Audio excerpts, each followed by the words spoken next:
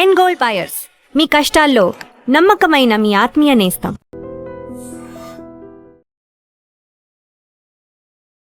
Ladies and gentlemen, welcome to iDream media. నేను Priyadarshan. So commercial లెక్కల కోసం సినిమాలు తీసే వాళ్ళు చాలామంది డైరెక్టర్స్ని మనం చూసాం. అయితే మన ముందున్న డైరెక్టర్ మాత్రం చరిత్ర మీద, సంస్కృతి మీద, సమాజం మీద అపారమైన గౌరవం కలిగిన ఒక మేధావి అనమాట.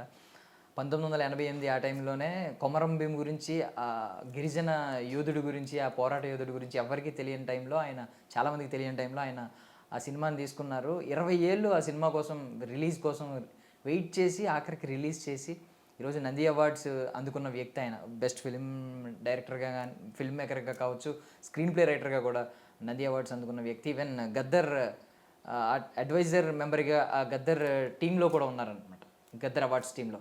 సో అల్లాని శ్రీధర్ గారు మనతో పాటు ఉన్నారు. ఇండస్ట్రీ గురించి కొన్ని విషయాలు ఆయనతో మనం మాట్లాడదాం. సార్ నమస్తే. సార్ నమస్కారం అండి. బాగున్నారు సార్? I'm good sir. మొన్నే సంగీతం అని ఒక సినిమా రిలీజ్ అయింది. సంగీతం శ్రీనివాసరావు గారు. అది ట్రైలర్ చూసానండి, సినిమా చూడాలనుకుంటున్నాను. మంచి సినిమా అది. సంగీతం అనేది అంటే అంత గొప్ప దర్శకుడు ఈ వయసులో, ఆ వయసులో సినిమా వేయడం అనేది అది అమేజింగ్ అండి. అది అద్భుతమైన ప్రయత్నం, అద్భుతమైన సినిమా అని అనుకుంటున్నాను నేను. సంగీతం చూడాలి, చూస్తే అదే ఇప్పుడు వరల్డ్ రికార్డ్ బ్రేక్ చేశారు ఆయన.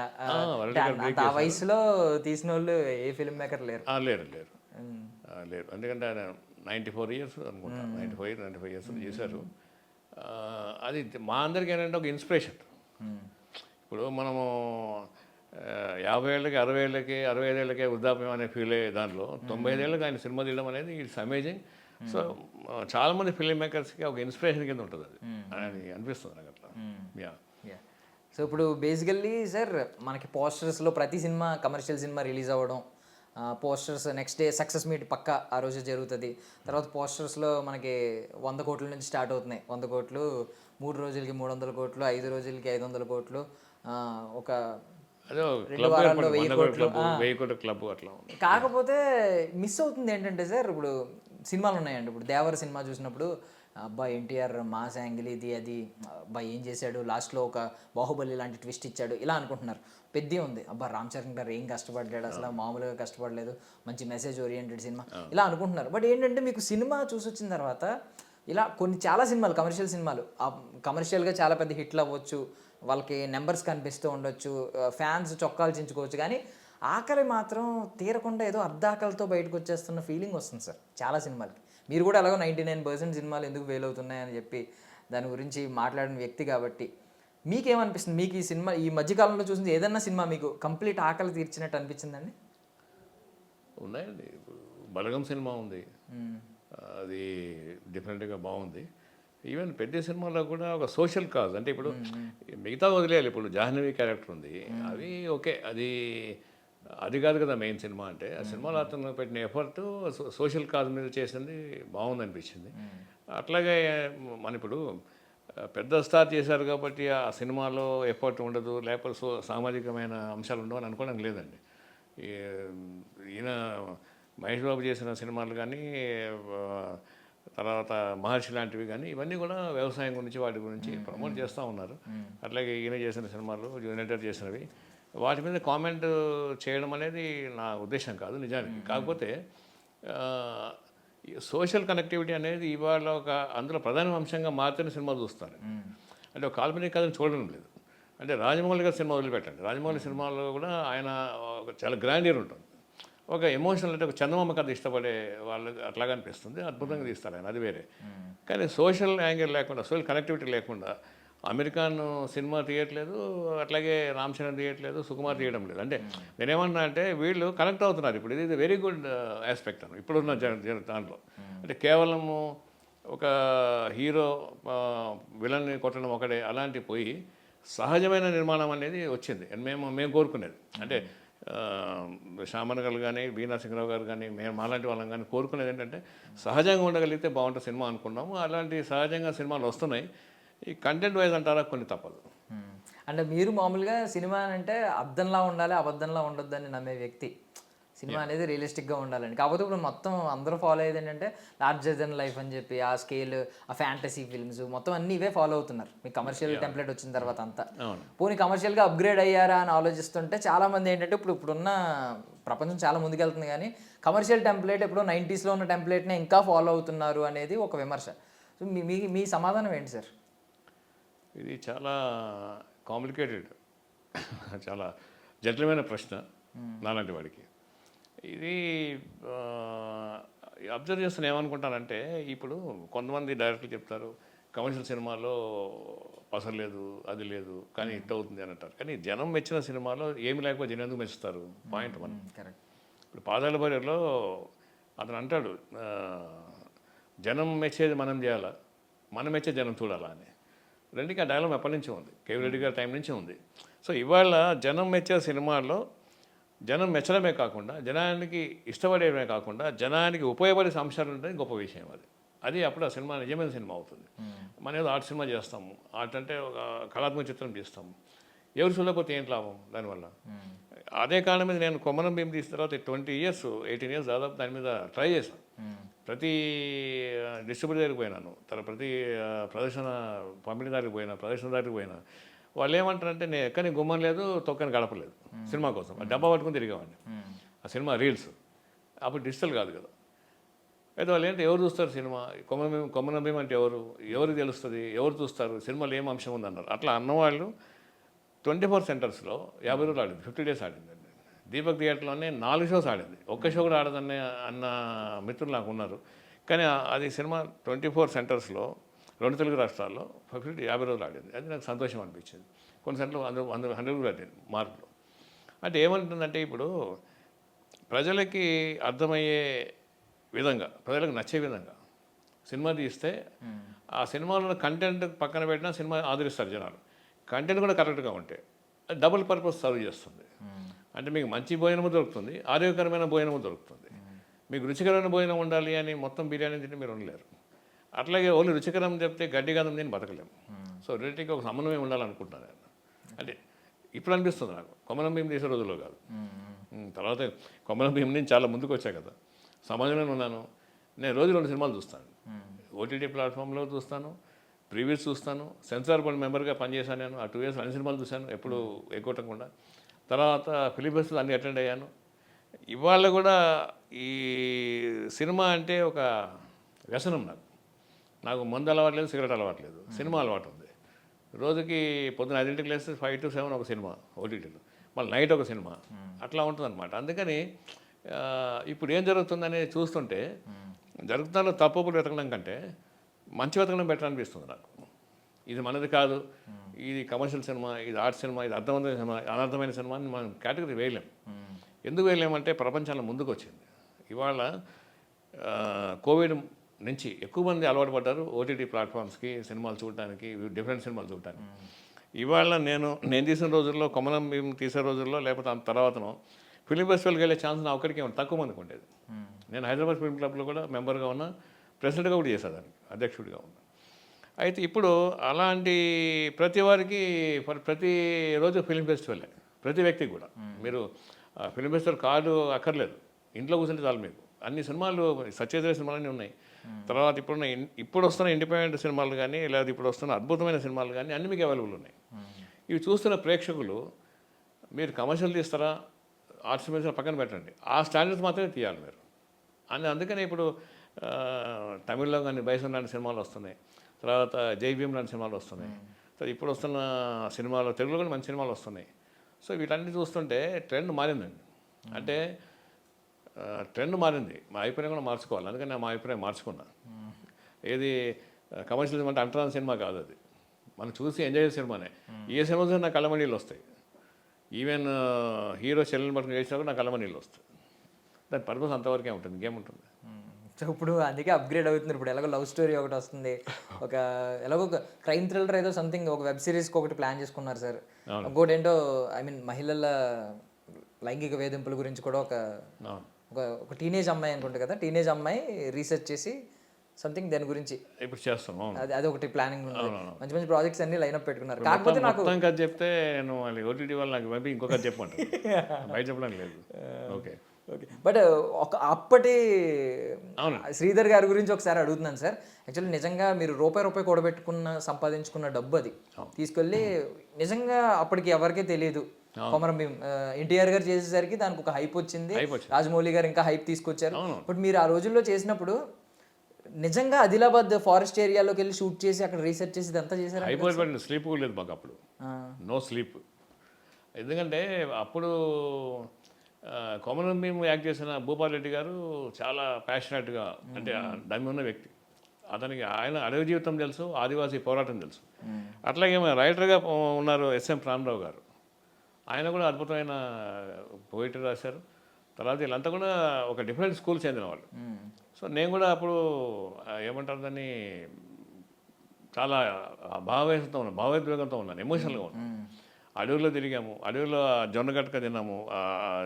అవి అప్పుడు వెహికల్స్ ఏమున్నాయి, ఇప్పుడు మనం రోడ్డు మీద పోవాలంటే వెహికల్ చూస్తాము, అంటే మాలంటూ. అక్కడ ఆ రోజు వెహికల్ ఏం లేదు, కొండ మీద నడుచుకుంటూ పోవడమే. ఈ పొద్దున మొదలు పెడితే మధ్యాహ్నం చేరుకుంటాం పైకి. సో అక్కడ రాత్రిలో మీకు ఏముండదు, అక్కడ ఒక గుడిసెలు ఉంటాయి అంతే. అక్కడ పాములు, తేళ్ళు అన్నీ ఉంటాయి. అయినా కూడా దాన్ని మనము ఒక పరిశోధన భాగంగా ఒక ఎంజాయ్ చేస్తాం. అంటే ఆ రోజు తలుచుకుంటే అసలు అదే ఒక సినిమాలాగా అనిపిస్తుంది.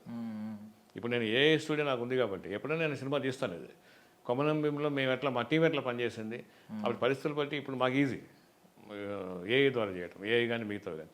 సో అలాగా అది ఒక దగ్గర షూటింగ్ చేస్తుంటే ఇంకో దగ్గర పుల్లు వచ్చేసి పశువులను కొట్టి వెళ్ళిపోయేది. షూటింగ్ చేసిన తర్వాత మా ఆర్టిస్టు, తెలంగాణ శకుంతల అనే ఆర్టిస్ట్ ఉండే, ఆమె అసలు కూర్చొని లేస్తే కింద పెద్ద నల్ల తేలని, పెద్ద తేలది బాగా వెళ్ళిపోయింది ఆమె. తర్వాత జ్వరాలు వచ్చినాయి అప్పటికి. అప్పుడు చాలా పోరాటాలు జరుగుతున్న టైం అది. అన్నిటికీ కూడా మనకు అనుకూలంగా సానుకూలంగా ఉంది కాబట్టి ఆ కొమరం భీం అనే ఒక కాన్సెప్టే మా అందరిని నడిపించింది ముందరికి. నేను కూడా చిన్న క్యారెక్టర్ చేశాను, తుపాకీ వేసుకొని ఫస్ట్ చనిపోయేది నేనే. అది అయితే మేము అదే అట్లా మళ్ళీ డ్రెస్ చేంజ్ ఏం లేదు. ఇక షూటింగ్ అయిన తర్వాత అదే తుపాకులు వేసుకోవాలి, ఇక అట్లనే రావాలి, రోడ్డు మీదకి రావాలి, నడుచుకుంటూ పోవాలి, మళ్ళీ మన దగ్గరికి పోవాలి, గెస్ట్ హౌస్కి పోవాలి. గెస్ట్ హౌస్ అంటే చిన్న ఏరియా అది. సో అదంతా ఒక అద్భుతమైన అనుభవం అది. కాకపోతే నాకు బాధ ఏమనిపిస్తుంది, ఇంత కష్టపడి సినిమా తీసాము, ప్రభుత్వం కూడా మనం హెల్ప్ తీసుకున్నాము, సొంతంగా అప్పులు చేసాము, ఎన్ని చేసినా కూడా సినిమా రిలీజ్ కాకపోతే ఏమైందంటే చాలా పెద్ద చెప్పారు సినిమా గురించి, ఏం లేదనుకునే ప్రమాదం. అందుకని దానికి వెంటబడి పట్టుబట్టి అందరినీ కూడా కన్విన్స్ చేసి పోట్లాడి అవసరమైతే అన్నీ చేసాం, సినిమా రిలీజ్ చేసాం. చేసిన తర్వాత సినిమా మంచి పేరు తీసుకొచ్చింది. ఇవాళ చెప్పాలంటే 8వ క్లాసు పాఠ్య పుస్తకంలో ఒక పాఠ్యాంశంగా ఉంది. అది మన సినిమా గురించి ఒక పాఠం ఉంది, దాంట్లో కొమరం భీం గురించి రాస్తూ దర్శకుడు అల్లాన సార్ 20,000 కష్టపడలేని రాశారు దాంట్లో. అట్లాగే భూపాల్ గురించి అన్న గురించి రాశారు. సో అంటే పాఠాలు ఎక్కువ చదువుకునే వ్యక్తి పాఠ్యాంశంగా మారడం అనేది నా జీవితంలో జరిగింది. చిన్న విషయమే కానీ నాకు చాలా మంచిగా అనిపిస్తుంటుంది. ఎప్పుడన్నా పాఠం చదువుతుంటే ఇప్పటికి ఉంది అది. అన్ని 2 తెలుగు పుస్తకాల్లో 8th క్లాస్లో టెక్స్ట్ బుక్లో మీ పేరు, నా పేరు, సినిమా పేరు, నా పేరు, అన్ని మంచి సినిమా గురించి ఒక అధ్యాయం ఉంది, ఒక చాప్టర్. అంటే కళారూపాల్లో మంచి కళారూపాలు ఏముంటాయి దాంట్లో ఇది మెన్షన్ చేస్తూ ఇది అవార్డు సాధించింది అరుణ్ సార్ డైరెక్టర్ దీనికి అని రాశారనమాట. ఇక అంతకుమించి మనకి అవార్డు ఏముంటుంది ఒక పాఠ్యపుస్తకంలో మన గురించి రావడం కంటే, అట్లా అనిపించింది. తర్వాత రఘువీర భారతం తీసుకురాం, అది కూడా అకే నాగేశ్వరరావు గారు, దాసనారాయణరావు గారు వాళ్ళ మీద తర్వాతగా అట్లా వరుసగా సినిమాలు చేసుకుంటూ వస్తున్నాం. అయితే ఎలా ఉంటుందంటే నా గురించి చెప్పుకోవాలంటే నేను రూపం మార్చుకుంటూ వచ్చాను. మామూలుగా ఈ డ్రాక్యులా సినిమాలు చూపిస్తుంటారు, అది నేరం కానీ దుశ్శక్తి కానీ నిర్మూలన కాదు, రూపం మార్చుకుంటుంది. క్రియేటివిటీ కూడా అంతే. నేను 16 సినిమా తీసిన తర్వాత 35 తీశాను, తర్వాత టీవీ సీరియల్ చేశాను, తర్వాత ఓటీటీకి చేశాను, తర్వాత యాడ్స్ చేశాను, ఇప్పుడు మళ్ళీ ఏఐలో చేస్తున్నా. నేనే రూపం మార్చుకుంటూ వస్తున్నాను అనమాట కాలం తగ్గట్టుగా. ఈవెన్ అదే మీ దుశ్శక్తి కాదు, నేను ఒక మామూలు శక్తి. అదే మీ నిజంగా కొన్నిసార్లు అర్థం కాదు మీ ఆరాని క్యాలిక్యులేట్ చేద్దాం. ఎందుకంంటే స్టార్ట్ అయ్యింది ఇలాగా కొమరం భీంతో స్టార్ట్ అయిన తర్వాత 16 సినిమా అది 16 అంటే నేను ఫస్ట్ సినిమా అదే. తర్వాత ఎక్కువ ఎక్స్పెరిమెంట్ చేయలేదు. మేము బాంబే తెప్పించి 16 అనేది చాలా జాగ్రత్తగా చేయాలి దాన్ని, ఎక్స్పోజర్ అంతా కూడా అట్లా చేసేవాళ్ళం. Ragulutunna Bharatam social angry kind of film. So అలాంటి సినిమాలు చేశారు. తర్వాత భక్తి రస మొత్తం డివోషనల్ కైండ్ ఆఫ్ సినిమాల్లోకి వచ్చారు, లైక్ బుద్ధుడు బుద్ధ, ఇలా బయోపిక్స్ తీశారు వాటి మీద. ఈవెన్ హనుమాన్ మీద కానీ, చిలుకూరు బాలాజీ గారి మీద కానీ, ఐ మీన్ దేవుడి మీద కానీ. అవును. సో ఇలాంటి సినిమాలకు వచ్చారు. ఈవెన్ సీరియల్స్లో మీకు ఆదిపరాశక్తి బాగా ఫేమస్ అయింది కదా సార్. సాయి శరణం బాగా ఓం సాయి శ్రీ సాయి జయ జయ సాయి అనేది అప్పుడు టీవీకి హారతి ఇచ్చేవాళ్ళు ఆ రోజుల్లో. తర్వాత ఆదిపరాశక్తి, తర్వాత అష్టలక్ష్మి వైభవం, ఇక అది మైథలాజికల్స్ హిస్టారికల్స్ అన్ని సినిమాలు టీవీలో చేశాను. బుద్ధ చేశాను. బుద్ధ కూడా ఇప్పుడు మీరు యూట్యూబ్లో చూడండి, దాదాపు 1,00,00,000 మంది 2 చూస్తుంటారు, వ్యూస్ ఉంటాయి అట్లా. తర్వాత అది దాదాపు 5-6 రాష్ట్రాల్లో డిఫరెంట్ సెంటర్స్లో 100 రోజులు ఆడింది, 50 days 100 days ఆడింది. అదొక డిఫరెంట్ జోనర్లో ఉన్న సినిమా అది బుద్ధ. దానికి శివానందమూర్తి గారు మా గురువు గారు, ఆయన దానికి రచన. తర్వాత రాజ్ కందుకూరి గారు చాలా పాపులర్ డైరెక్టర్, ఫిల్మ్ మేకర్, ఆయన నిర్మాత, ఆయన దానికి నిర్మాత అనమాట. సో వారి అనుభవం చాలా ఉపయోగపడింది ఆ సినిమాకి. రాజ్ కందుకూరి గారు కానీ వీళ్ళంతా ఆ సినిమా చేశాము. దాని తర్వాత అది బైలింగ్యువల్ తీశారు కదా సార్, హిందీ తెలుగు తీశారు అప్పుడు. హిందీ తెలుగు. అట్లాగే తులసిదాసు హనుమాన్ చాలీసా హిందీ తెలుగు. ఇట్లా చేసుకుంటూ వస్తున్నాం. అంటే నాకు ఇప్పుడు ఏమవుతుందంటే మనం ఇది తప్పితే వేరే తెలియదు కాబట్టి వేరే పని తెలియదు మాకు. దానిలోనే తినాలి, దానిలోనే అప్పు చేయాలి, దానిలోనే బతకాలి, దానిలోనే అప్పు తీర్చాలి. Simple logic. బేసికల్లీ ఒక క్రియేటివ్ పర్సన్ ఎవరికైనా, దట్టు మీరు క్యాప్టెన్ ఆఫ్ ద షిప్ కాబట్టి ప్రతి సినిమాలో ఒక ఈగో ఉంటుంది, క్రియేటివ్ ఈగో ఉంటుంది. అంతమందిని హ్యాండిల్ చేయాలి, దట్టు ఏంటంటే కొన్నిసార్లు ఇదంతా ఉంటుంది. బట్ బుద్ధుడి ఫిలాసఫీ మొత్తం మీరు జర్నీ రీసెర్చ్ చేశారు కాబట్టి ఆ టైంలో మీలో ఏమన్నా మార్పులు వచ్చినాయి సార్? మీ సైకలాజికల్ డెఫినెట్గా వచ్చిందండి. మంచి క్వశ్చన్ అడిగారు మీరు. అయితే ఏమవుతుందంటే అంతకుముందు అగ్రెసివ్గా ఉండేవాడిని నేను జీవితంలో కూడా. సినిమాలో అట్లాగే ఉండే, కొమ్మన మేము లాంటి సినిమాలు తీసినా ఏం తీసినా ఇక నేనే అనుకునేవాడిని. నేనే ఈ సినిమా కర్తని కర్మని క్రియని అనుకునేవాడిని. కానీ బుద్ధ తీసిన తర్వాత గురుగారితో ఆయనతో చాలా గంటలు ఆయన విన్న తర్వాత ఉపదేశాలు కానీ ప్రవచనాలు కానీ అనిపించింది మనం పార్ట్ ఆఫ్ ద యూనిట్. అంటే ఒక ప్రయాణంలో మనం భాగమే. మనం ప్రయాణం కాదు, ప్రయాణం లీడు కాదు, వీఆర్ పార్ట్ ఆఫ్ జర్నీ. అందుకని బుద్ధ తర్వాత ఆ బుద్ధత్వం అనేది నాలో కూడా ఏర్పడింది. అంటే యాక్చువల్గా ప్రతి నిర్మాత బుద్ధులు అవుతాడండి. ఎందుకు అవుతాడో చెప్తాను నేను. డైరెక్ట్గా ఉన్నప్పుడు మనం కమాండ్ చేస్తాం. నాకు టైంకి కారు రాలేదు, టైంకి ఇది రాలేదు, 100 ఎడ్ల బండ్లు చెప్తే 50 వచ్చాయి అరుస్తాం. ప్రొడ్యూసర్ అయ్యారనుకోండి, అప్పుడు మనకు తెలుస్తుంది ఎక్కడి నుంచి ఎడ్ల బండ్లు వస్తాయి, ఎంత ఖర్చు అవుతుంది, ఎంత అవుతుంది, దీనికి ఎప్పుడు వస్తుంది, ఏమి సంగతి, ఎవరి మూడ్ ఎట్లా మనము డిస్టర్బ్ కాకుండా కాపాడుకోవాలి అనేది. అప్పుడు మనం ఏమవుతామంటే పని, ఇప్పుడు ఈ సినిమా ఇండస్ట్రీలో మీడియాలో పని చేయించుకోవడం ఉండదు, పని తీసుకోవడం ఉంటుంది. మీ దగ్గర పని తీసుకోవాలి. మీరు ఒక కెమెరామెన్ అనుకోండి, అది కెమెరామెన్ ఉన్నారు, మీరున్నారు, డైరెక్టర్ ఉన్నారు, లేదా ఇంకొకరు ఉన్నారు, డైరెక్టర్ అయినా ప్రొడ్యూసర్ అయినా, వాళ్ళ పని తీసుకోవాలి. పని మనం కమాండ్ చేయలేం డబ్బులు ఇచ్చినా కూడా. ఎందుకు చేయట్లేదు అంటే అది క్రియేటివిటీ ఇబ్బంది అయిపోతుంది. ఇప్పటి నుంచే ఉన్నది ఇది. అందుకని క్రియేటివ్ ఈగో అనేది వర్క్లో ఉండదు, ఫలితం వచ్చాక ఉంటుంది. ఇది నాదే, ఇది నేనే అని అనుకుంటాం, వేరే బయట కనం లోపల అనుకుంటాం. కానీ చేసినంతకాలం ఇది నాది కాదు మనదే అనుకుంటాం. అట్లా అంటేనే ముందుకు పోతుంది. సో అందుకని ఈగోకి ఆస్కారం తక్కువ అనుకుంటా. అంటే ఇప్పుడు ఆ నంది అవార్డు నాదే. అదే మన కొమరం భీమ్కి వచ్చింది నంది అవార్డు. కొమరం భీమ్కి వచ్చింది వేరే, ఇదేమో ఒక సీరియల్కి వచ్చింది, cartoon best screen play award, screen ప్లేకి వచ్చింది. కొమరం భీమ్కి నాకు కాటమరాజు కథలు అని ఇది దీనికి స్క్రీన్ ప్లే అవార్డు. ఇది టీవీ సీరియల్. టీవీ సీరియల్ చాలా చేశాను నేను. నిర్మాతగా చేశాను, దర్శకుడిగా చేశాను, రచయితగా చేశాను. చాలా సినిమాలు నేను రైటర్గా ఉంటాను నా వర్క్స్కి. కొమరం భీమ్కేమో ఉత్తమ తొలిచిత్ర దర్శకుడు వచ్చింది, ఫస్ట్ డైరెక్టర్. ఉత్తమ దర్శకుడు, ఉత్తమ నిర్మాతగా వచ్చింది. అట్లా 3 అవార్డ్స్ తీసుకుంది దానికి. తర్వాత అది కొమరం భీమ్ ఫౌండేషన్ వాళ్ళు నేషనల్ అవార్డు అది కూడా నాకు ఇచ్చారు. కొమరం భీమ్ మనోడు దానికి చైర్మన్ సాహూరు అని, కొమరం సాహు. సో వీళ్ళంతా ఇట్లా జరిగినాయి. ఈ కొమరం భీమ్ అనేది ఒక అద్భుతమైన అనుభవాన్ని, అద్భుతమైన గుర్తింపుని ఇచ్చింది నాకు. అంటే కాకపోతే సార్ అది 2000 ఎప్పుడు సార్ 10లో రిలీజ్ అయింది కదా, 2010. అవార్డు ఎప్పుడు వచ్చింది సార్? నంది అవార్డు 1990. అప్పుడు వచ్చి నంది అవార్డు వచ్చిన తర్వాత కూడా ఎందుకు సార్ 20 ఏళ్ళు పట్టింది అసలు? అంటే రిలీజ్ చేయడం అనే వ్యవస్థ మన చేతుల్లో లేదు కదా, పంపిణీ లేదు.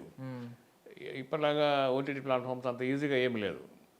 అయితే అప్పుడు ఏంటంటే ప్రతిదీ సినిమా ప్రింట్ తీసుకోవాలి, రిలీజ్ చేయాలి థియేటర్స్లో. దానికి ఒక డిస్ట్రిబ్యూటర్ దొరకాలి, ఆ థియేటర్ వాళ్ళు ఒప్పుకోవాలి, అవన్నీ నెట్వర్క్ ఉండింది. సో అయితే సినిమా చూసి కొమరం భీమ్ అనగానే ఎవరు కొమరం భీమ్, ఎవరు చూస్తారు, ఎందుకు కొమరం భీమ్ అనేవాళ్ళు. అక్కడి నుంచి ఇక అది సినిమా రిలీజ్ అయ్యి వచ్చిన తర్వాత ఇక అప్పుడు అది కొంచెం అందుకుంది, బాగానే చూసినప్పుడు. అది 18 ఏళ్ళు పట్టింది. 18 20 ఏళ్ళు పట్టిన సినిమా వేరే చరిత్రలో మనకు కనబడదు దాదాపు. అంత టైం ఉన్నా కూడా, అంటే గొప్ప విషయం ఏంటంటే 18 ఏళ్ళు పట్టినా కూడా దానిలో ఉన్న థిమాటిక్ వాల్యూ అది మారకపోవడం, జనం నచ్చటం. అంటే ఒక నిజమైన ప్రయత్నం చేస్తే, ఒక నిజాయితీ ఉంటే అది ఎప్పుడైనా ఓకే అంటారు ప్రజలు అని అనిపించింది నాకు. లేకపోతే దానికి కాలం అనేది, దాన్ని కాలహరణం అంటారు కదా, కాలదోషం అంటారు. కాలం ఏం చేస్తుందంటే ఏదైనా మార్చేస్తుంది. అందమైన అమ్మాయిని ముసలి ఆమెను చేస్తుంది, పచ్చని చెట్టుని మోడి చేస్తుంది. కానీ ఈ సినిమాని కాలం ఏం చేయలేకపోయింది. అది ఒక అదృష్టం అనుకోవాలి. కాకపోతే అంటే ఇప్పుడు స్టార్టింగే ఒక మంచి శుభారంభమే జరిగింది, లైక్ అవార్డు వచ్చి ఇదంతా మీకు ఒక బూస్ట్ ఇచ్చింది. కాకపోతే 20 ఏళ్ళు అదే రీల్ని డబ్బాలో పెట్టి ఉంచడం అంటే ఎంత మెంటల్ పేషెన్స్ ఎంత కావాలి సార్ అసలు. అయితే ఒకసారి అనిపించింది మాత్రం, ఈ డబ్బాలు తీసుకుపోయి ట్యాంక్ వల్ల పడేసి ఎట్లుంటుందా అనుకున్నాను నేను. కానీ మళ్ళీ అనిపించింది ఆ రైట్ నాకు లేదు అనిపించింది. ఇప్పుడు అది సూసైడ్ కంటే మహాపాపం. సూసైడ్ అంటే మన నిర్ణయం, అది నా శరీరం ఉండాలక్కర్లేదు, జీవితం ముగించుకోవాలక్కర్లేదు అని తప్పవో నిర్ణయం తీసుకోవచ్చు. కానీ ఒక సినిమాని, చూడాల్సిన సినిమాని నేను డబ్బాలు పడేయడం అనేది కుదరదు. అందుకే నేను చేసిన పెళ్ళైన తర్వాత మా మ్యూజిక్ ఒకటే చెప్పిన, మనకున్న ఆస్తి ఈ డబ్బా. దీన్ని అప్పుడు చాలా ఇళ్ళు మారినాం మేము, కిరాయిలు. తర్వాత ఈ చిత్రపల్లిలో సొంత ఇల్లు వచ్చింది, దిల్సాన్లో ఫ్లాట్ తీసుకుని అది వేరే. ఇల్లు మారినప్పుడు మేము డబ్బా, అన్నీ ఏమైనా డబ్బా మాత్రం మోసుకెళ్తుండేవాళ్ళం అనమాట. అది చెప్పే కదా, ఈ కొమరం భీము నిర్మాణము, కొమరం భీము దాని రిలీజు, దాన్ని మేము పడ్డ బాధలు ఒక బయోపిక్ అవుతుంది. అది నా బయోపిక్ కాదు, ఆ సినిమా బయోపిక్. అట్లా అనిపించింది.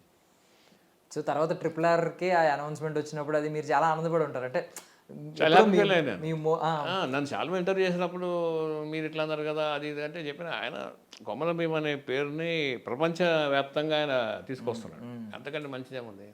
మేము కొమరం భీమ్ తీసినప్పుడు ఎవరున్నారు, అప్పుడు అల్లరాజయ్య గారు సాహు నవలు రాసిన ఒకటే ఉండింది అంతకుముందు. అయితే ప్రాణరావు గారు రాసిన కథ ఇది వేరే, పరిశోధన చేసి. సో కొమరం భీమ్ అనే వ్యక్తిని తెలియని కాలంలో కొమరం భీమ్ ప్రపంచవ్యాప్తం కావడము, కొమరం భీమ్ పేరు జిల్లా ఏర్పడము, కొమరం భీమ్ ఒక ఇంపార్టెంట్ ఫ్యాక్టర్. అంటే యాక్చువల్ ట్యాంక్ బండ్ల బొమ్మ కూడా మన సినిమాకి సంబంధించిన దాన్ని తీసుకునే చేశారు వాళ్ళు, కొమరం భీమ్ విగ్రహం కూడా. సో ఇవన్నీ జరిగినాయి. తర్వాత సంతోషం అనిపించింది. అంటే మనం ఎక్కడ ప్రయాణం మొదలుపెట్టినాము, ఒక చిన్న విత్తనం వేస్తే చెట్టు అయిపోతుంది కదా, అట్లాగా అని అనిపించింది. అయితే దానిలో అందరి పార్ట్ అవుతున్నాయి, ఒక్కరిదే కాదు. అప్పుడు మన సహకరించిన గిరిజనులు ఉన్నారు, తర్వాత హీరోగా చేసిన భూపాల్ రెడ్డి ఉన్నాడు, భూపాలన్న ఉన్నాడు, SM ప్రాణరావు గారు ఉన్నారు, అందరూ ఉన్నారు. పనిచేసిన అందరూ కూడా అందరూ దాన్ని ప్రాణం పోసి చేశారు, లేకపోతే ఎట్లా వస్తుంది రాదు. ఆ RRR టైంలో ఒక వివాదం నడిచింది సార్, కాంట్రవర్సీ ఏంటంటే కొమరం భీమ్కి ముస్లిం క్యాప్ పెట్టారని చెప్పి. అప్పుడు మీరు సపోర్ట్ చేశారు, మీరు ఫ్యాక్ట్ మాట్లాడారు. అందరూ అంటే ఎవరు సపోర్ట్ చేయలేదు, నాకు తెలిసి చాలా తక్కువ మంది. అందులో మీరు సపోర్ట్ చేశారు. రాజమౌళి గారికి మీకు చుట్టరకం ఏమీ లేకపోయినా ఫ్యాక్ట్ ఏం చెప్పారంటే, ఒక ముస్లిం ఫ్రెండ్ ఉండేవాడు, జర్నలిస్ట్ హెల్ప్ చేశాడు తనకి అని చెప్పి ఏదో చెప్పారు. అది నేను విన్నాను. అప్పుడు రాజమౌళి గారు ఏమన్నా, మీరు తెలియకుండా ఒక వ్యక్తి వచ్చి, ఒక సీనియర్ డైరెక్టర్ వచ్చి పాపం నాకు సపోర్ట్ చేస్తున్నారని ఎప్పుడైనా ఒక ఫోన్ కానీ ఎప్పుడైనా దాని గురించి ఏమన్నా ఉందా? వాళ్ళ నాన్నగారు విజేంద్ర ప్రసాద్ గారు మాట్లాడేవారు కొమరం భీమ్ గురించి. ఆయన అడిగారు, సినిమా కూడా DVD కూడా అప్పుడు చూశారు, చూపించాము. అయితే అంతమంది ఇంకొక పని జరిగింది. దాసనారాయణరావు గారు పరమవీర చక్రాన్ని సినిమా చేశారు. దాంట్లో బాలకృష్ణ గారు, హీరో బాలకృష్ణ చాలా మంచి వ్యక్తి అతను, అంటే అప్పుడు చాలా కలిసి ఉండేవాళ్ళు. ఆ హీరో బాలకృష్ణ గారు 2 పాత్రలు చేస్తారు అందులో. ఒక ఆయన సైనిక అధికారి, ఇంకో అతనేమో సినిమా యాక్టర్, సినిమాలో కూడా. అందులో రావణ బ్రహ్మ అనే ఒక సినిమా కోదండకృష్ణ గారు డైరెక్ట్ చేస్తారు. ఇంకో దానికేమో ఆయన ఉన్నారు కదా, బోయపాటి శ్రీను గారు, కొమరం భీమ్ అనే పాట ఉంటుంది దాంట్లో, దాన్ని నేను డైరెక్ట్ చేస్తాను. నేను సినిమాలో కనబడతాను. ఓకే. నేను గురుగారు నన్ను పిలిచినప్పుడు ఆశ్చర్యపోయాను, దాసరి గారిని. నీ సినిమా కదా నువ్వే డైరెక్ట్ చేయన్నారు. అది ఏంటి, నేను అసలు ఎట్లా అంటే, నేను ఇక్కడి నుంచి టాప్ కొట్టుకుని మళ్ళీ కింద పడ్డాను నేను. అట్లా మనసులో అట్లా అనిపించింది. ఆ సినిమాలో ఆ పాట ముందు, బాలకృష్ణ గారు పాట ముందు నేనే యాక్షన్ చెప్తాను, యాక్షన్ కట్ చెప్తాను. అది ఒక అదృష్టం. ఆ షూటింగ్ జరిగిన 8 రోజులు 10 రోజులు నేను ఉన్నా అక్కడ, గురుగారు పక్కనే ఉండేవాడిని. అప్పుడు ఆయన బాగా రిసీవ్ చేసుకున్నారు బాలకృష్ణ గారు. అది బాగా మంచి హిట్ అయింది ఆ సాంగ్ ఊరుగా, అదంతా కూడా. అదొక అనుభవం. తర్వాత మళ్ళీ రాజమౌళి గారు చేయడం ఒకటి. తర్వాత ఈ యాక్చువల్గా కొమరం భీమ్ అనేది పార్ట్ 2 చేద్దామని ఎప్పటి నుంచి అనుకుంటున్నా, కానీ అది చూడాలి ఎట్లా కుదురుతుంది. అంటే ఆయన తదనంతరం ఆయన ఇన్ఫ్లుయెన్స్ ఎట్లా సొసైటీ మీద ఉందనేది కావాలి. మీరు హిందీలో రీమేక్ చేస్తున్నారు మాకైతే ఒక అది. కానీ సినిమా అనేది ఎట్లా ఉంటుంది అంటే, అది అనుకున్నవన్నీ జరగవు. పాట ఉంది కదా, అది అనుకోలేమని ఆగవు. అందుకని ఇప్పుడు మాకు ఐడియా ఉంది. ఇప్పుడు మాకు స్టూడియోలో మేము AI బేస్డ్గా ఉన్నాం, టెక్నీషియన్స్ ఉన్నారు. కొన్ని బయోపిక్స్ చేస్తున్నాం వేరే వాళ్ళది. మనకు అద్భుతమైన బయోపిక్ స్టార్ట్ చేసాం, వర్క్ జరుగుతుంది. తర్వాత ఒక ప్రముఖమైన ఓటీటీ ఛానల్ కూడా చేస్తున్నాము. సో ఇవన్నీ జరుగుతున్నాయి. కాబట్టి ఇప్పుడు మనకి టెక్నాలజీ మన దగ్గరకు వచ్చిందండి యాక్చువల్గా. ఇప్పుడు కావాల్సింది ఏంటంటే ఇప్పుడు టెక్నాలజీ నా ఒక్కడికే కాదు, అందరికీ అందుబాటులో ఉంది. అది ఇప్పుడే కాదు, ఇంతకుముందు షార్ట్ ఫిల్మ్ తీసేవాళ్ళు, చిన్న సెల్ ఫోన్లో సినిమా తీసేవాళ్ళు కదా. ఇప్పుడు ఏదో ఇంకా ఇంకా బాగా చేయొచ్చు, రెండు కలపచ్చు. అయితే ఇప్పుడు నేనేమంటున్నానంటే ఇప్పుడు ఈ గన్ను మన చేతిలో ఉందనుకోండి, అది మన కంటెంట్, మన సంకల్పం, అది దేశం కోసమా లేకపోతే ఉగ్రవాదం కోసమా అనేది మన చేతిలో ఉంటుంది. సో ఇవాళ అలా ఉంది. అయితే కాకపోతే కొంచెం ఓరియంటేషన్ ఇవ్వాల్సిన అవసరం ఉంది యూత్కి. అంటే ఎవరైతే ఈ షార్ట్ ఫిల్మ్ తీస్తున్నారో వాళ్ళకి డిఫరెంట్ ప్లాట్ఫామ్స్ మీద ఎలా తీయాలి, కంటెంట్ వైజ్ ఎలా తీయాలి, టెక్నికల్గా మీరు కొడితే యూట్యూబ్లో ట్యూటోరియల్ వచ్చేస్తుంది ఎట్లా తీయాలని, ఏం చేయాలని తెలియాలి. ఆ కంటెంట్ కోసమే కొంచెం వర్క్ చేయాలి. నేను కూడా అప్పుడప్పుడు ఎవరన్నా కాలేజీలో పిలిచిన వెళ్ళి చెప్తుంటాము, మా సర్కిల్లో మేము డిస్కస్ చేస్తాము. దాని ఒక పెద్ద ప్రయత్నం కింద మారుదామని ట్రై చేస్తున్నాం. అంటే ఎలాంటి కంటెంట్ ప్రజలకి ఇవ్వాల్సి ఉంటుంది అనేది అవగాహన వస్తే చాలామంది తయారవుతారు ఫిల్మ్ మేకర్స్ అనేది ఒక డ్రీమ్. అది మై డ్రీమ్. సో యాక్చువల్లీ అంటే మీ రూపాల్లో మారుస్తూ వచ్చాను నాలో క్రియేటివ్గా అని చెప్పి అన్నారు. బట్ ఇన్సైడ్ శ్రీధర్ గారు లోపల ఏంటనేది మీరు తెలుసుకోవాలి. బికాజ్ ఏంటంటే ఒక సామాజిక స్పృహ కలిగిన వ్యక్తిగా సోషల్ యాంగ్రీ సినిమా తీయడం, అలాంటి వ్యక్తి మళ్ళీ డివోషనల్ వైపు రావడం, ఈ సామాజిక స్పృహ కలగడం అంటే ఎక్కువగా లెఫ్ట్ భావజాలాలు ఉంటాయి. భక్తి కూడా సమాజంలో భాగమే కదండి. అంటే అలా కదా, లెఫ్ట్ భావజాలాలు ఏమైనా ఎక్కువ ఉన్నాయా మీలో అని? బికాస్ కొమరం భీమ్తో స్టార్ట్ అయింది కదా ఇది, ఒక పోరాట యోధుడితో స్టార్ట్ అయింది. I'm a film maker. ఆ సినిమా కథ ఏం కోరితే అది మనం నేర్చుకుంటాం. ఇప్పుడు కొమరం భీమ్ గురించి అడవులు తిరిగాం, గౌతమ బుద్ధుడి గురించి బుద్ధ సర్కిల్ మొత్తం తిరిగాం, నేపాల్ దాకా పోయినాం. ఆయన ఎక్కడ లుంబినివనంలో పుట్టిన దగ్గర నుంచి అన్నీ పరిశోధించాము. తర్వాత స్వామి రామానందాన్ని ఒకటి తీసాం, రామానంద తీర్థం మీద, అది తీసినప్పుడు ఆయన డిస్కస్ చేసాం. అంటే ఫిల్మ్ మేకర్ జాబ్ కదా అది, ఆయన ఏం పని చేస్తున్నాడో దాని గురించి పూర్తి తెలుసుకోవాలి. అంటే మీకు ఇప్పుడు లెఫ్ట్ భావజాలాలు ఎక్కువ ఉంటాయా సార్ లోపల, లేదు డివోషనల్ కైండ్ ఆఫ్ పర్సన్స్? మనం ఎక్స్రే తీయించాను, రిపోర్ట్ రాలేదు ఇంకా లోపల ఏముందని. మీకే రిపోర్ట్ రాలేదా? రిపోర్ట్ రావాలి. నేనేమంటానంటే లెఫ్ట్ రైట్ కాదండి, సమాజం కోసం తప్పించడమే ఒక కళాకారుడి పని. ఏ ఫిల్మ్ మేకర్ అయినా సరే, నువ్వు దేవుడి కథ చూపిస్తున్నావా, అందులో మంచి చూపించు. నువ్వు దేశం కోసం ఏదైనా వేరే కథ చూపిస్తున్నావా, అది మంచిగా చూపించు. నువ్వు అంటే చెడగొట్టేది విడగొట్టేది ఎందుకు తీయాలి మనము? అది తీయకూడదు అనుకుంటాను నేను. మీరు వేసి సినిమా తీసినా ఏం తీసినా, నేను సాయిశంలో తీశాను, అది చాలా డిఫరెంట్గా తీశాను. సాయిశంలో ఆ రోజుల్లో పెద్ద హిట్. అది తర్వాత ఆదిపరాశక్తి చేశాను, అందులో కూడా డిఫరెంట్ వాదాలు పెట్టాము మేము. అంటే ఇప్పుడు కొలెక్టివ్గా ఇప్పుడున్న వర్తమాన సమాజంలో ఉన్నవన్నీ కూడా నేను చూపించాను దాంట్లో. ఇప్పుడు మాయాబజార్ సినిమా ఉంది, మాయాబజార్లో అన్న వదిన, తర్వాత బావ మరిది, మనదలు, ప్రేమలు ఉన్నాయి కదా. కాస్ట్యూమ్ మాత్రమే పౌరాణికం, బట్ మొత్తం భావాలన్నీ, భావోద్వేగాలు, ఎమోషన్స్ అన్నీ కూడా సామాజికము, సమకాలీనం. సో నేను అదే ఇష్టపడతాను యాక్చువల్గా. సో అందుకని ఏది లెఫ్ట్ ఏది రైటు అనేది కాకుండా సినిమాకి ఏది రైట్ అని ఆలోచిస్తాం. మీ దృష్టిలో ఏంటి సార్ సక్సెస్ అంటే? అంటే ఇప్పుడు స్టార్టింగ్ నంది అవార్డులు గెలుచుకోవడం అంటే అదేం, మీరు కూడా అన్నారు ఇప్పుడు అవార్డ్స్ గురించి రెండు రకాల మాటలు మాట్లాడారు. అంటే ఫెయిర్గా ఉండాలి, ట్రాన్స్పరెంట్గా ఉండాలి, దాని ఆత్మ అలా మిగలాలి అని చెప్పి ఒకవైపు అన్నారు. మీకు అలాగ వచ్చిన అవార్డ్సే ఏ బ్యాక్గ్రౌండ్ లేకుండా వస్తే నంది అవార్డు లాగా బ్యాక్గ్రౌండ్ లేదు అసలు. నాకు తెలియదండి, మీరు నమ్మరు. నేను ఎక్కడంటే చెన్నైలో ఉన్నప్పుడు, నేను చెన్నైలో చాలా డిప్రెషన్లో ఉన్నా. ఈ ఒక సముద్రం దగ్గర కూర్చున్నాను, సముద్రం దూకలేదు కానీ దూకేంత లెవెల్లో మనసులో అల్లకల్లంగా ఉంది. ఎప్పుడు రిలీజ్ అవుతుంది సినిమా, ఎట్లా చేస్తాము, ఏంటి, దీన్ని ఎట్లా కంప్లీట్ చేస్తాము, కంప్లీట్ అంటే దాని చక్రం కంప్లీట్ అవ్వాలి కదా, సినిమా తీయడమే కాదు కదా, జనాలకు వెళ్ళాలి. అలాంటి దశలో ఉన్నప్పుడు నాకు ఫోన్ వచ్చింది. ఒక ఫ్రెండ్ దగ్గర ఉండేవాడిని, అక్కడ ఫోన్ వచ్చింది, ల్యాండ్లైన్ వస్తే మా ప్రొడక్షన్ ఎగ్జిక్యూటివ్ మల్లికార్జున అని ఫోన్ చేశాడు. ఎక్కడ నువ్వు అని. మేము నువ్వు అనుకునే వాళ్ళు ఫ్రెండ్స్ అందరూ. మా కెమెరామెన్ వాడు కూడా నన్ను వాడనేవాడు, భవానీ శంకర్ అని. ఈ షార్ట్ పెట్టరా అంటే ఇది కాదు రేపు రాదన్నాడు, ఎట్లు రాదని మేము కొట్లాడుకునేవాళ్ళం, అంత ఫ్రెండ్లీగా ఉండేవాళ్ళం. ఆయన ఫోన్ చేసాడు, ఏంది ఇక్కడ నువ్వు ఇంకా చెన్నై రావట్లేదంటే వచ్చేం చేయాలో, వస్తానే అన్న. వచ్చినందే నీకు అవార్డు అనౌన్స్ చేశారు, ఇక్కడ బెస్ట్ డైరెక్టర్ అవార్డు వచ్చింది, నీకు సినిమాకి అవార్డు వచ్చింది, రాకపోతే ఇట్లా అని షాక్ అయిపోయాను. అప్పుడు ఇవి లేవు కదా, వాట్సాప్లు, సోషల్ మీడియా లేదు, లేకపోతే అవార్డు ఇవ్వకముందే చెప్పేస్తారు వాళ్ళు. ఇప్పుడైతే ముందే చెప్తారు కదా, స్కూలింగ్ వస్తుంటుంది అనౌన్స్ చేయకముందే.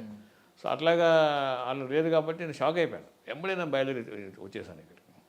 వచ్చాక అప్పుడు తెలుసా నాకు అవార్డు వచ్చిన విషయం. తర్వాత అవార్డు మీద కొన్ని డబ్బులు వచ్చినప్పుడు బాగానే డబ్బులు ఇచ్చారు. 25,000 అని తెచ్చుంటారు అప్పుడు. 25,000 ప్లస్ డైరెక్టర్గా 10,000 అట్లా ఇచ్చారు. అది ఆ రోజుల్లో పెద్ద అమౌంట్, మంచి అమౌంట్ కూడా. నాకు అది కథ ముందుకెళ్ళడానికి ఉపయోగపడింది అది నా జీవితం. ఆ తర్వాత నేను గద్దర్ అవార్డ్స్కి ఏమంటారు దాన్ని విధి విధానాల కమిటీలో ఉన్నాను నేను బిగినింగ్లో.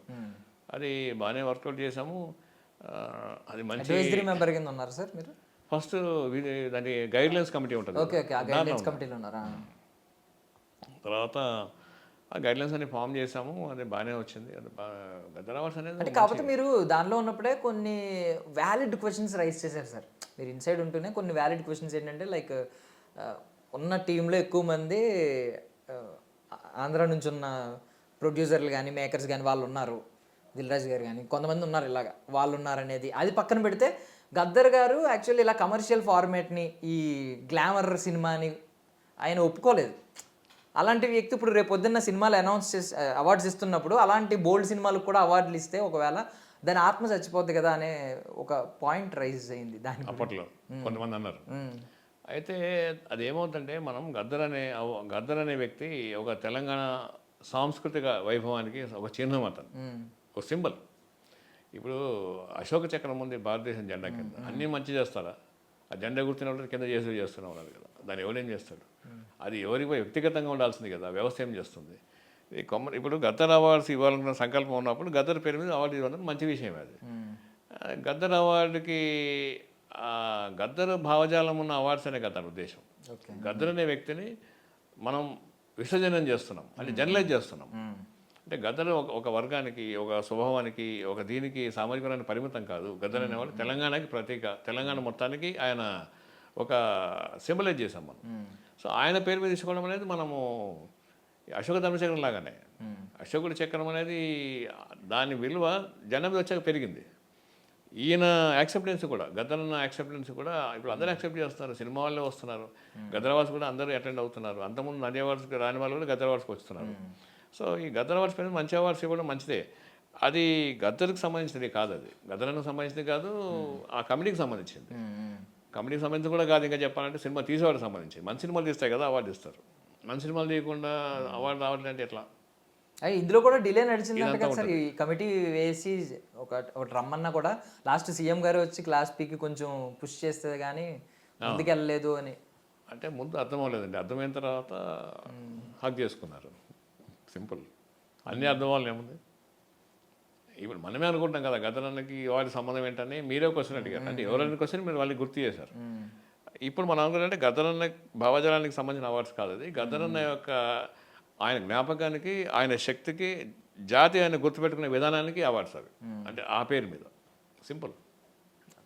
అంటే ఇప్పుడు అవార్డ్స్ గురించి, అంటే ఐ మీన్ సక్సెస్ గురించి ఇందాక క్వశ్చన్ అడిగాను సార్. ఏంటంటే చాలామంది సక్సెస్ అంటే ఏమనుకుంటారంటే ఈ నెంబర్స్, కమర్షియల్ సక్సెస్, ఈ స్కేల్లో తీసాను, నా పేరు మీద ఇన్ని కోట్ల రికార్డులు ఉన్నాయని. కొంతమంది ఏమని ఫీల్ అవుతారంటే నేను అనుకున్నది ఎవ్వడికి బెండ్ అవ్వకుండా నేను అనుకున్నట్టు తీశాను, వాడెవడో ఫార్మేట్ మార్చమని అంటారు ప్రొడ్యూసర్లు కానీ వీళ్ళందరూ కానీ మార్కెట్లో.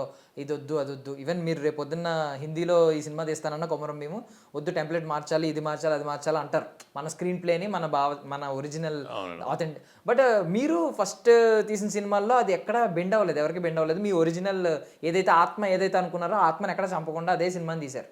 సో ఏది సక్సెస్? ఎప్పటికైనా అట్లాగే ఉండాలండి. ఫిల్మ్ మేకర్ అంటే అట్లా ఉండాలి. అంటే మీకు కలెక్షన్స్ ఇది కాదా సార్ సక్సెస్? ఇదే సక్సెస్ అంటారా?